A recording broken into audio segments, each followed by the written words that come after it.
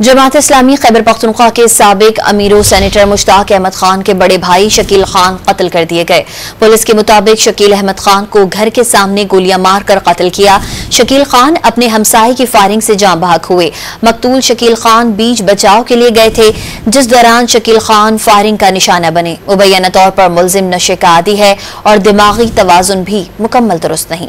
जमात इस्लामी खैबर पख्तूनख्वा के साबिक अमीर सेनेटर मुश्ताक अहमद खान के बड़े भाई शकील खान कत्ल कर दिए गए।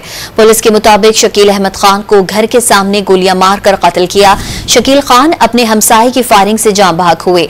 मकतूल शकील खान बीच बचाव के लिए गए थे, जिस दौरान शकील खान फायरिंग का निशाना बने। मुबैना तौर पर मुलजिम नशे का आदी है और दिमागी तवाजुन भी मुकम्मल दुरुस्त नहीं।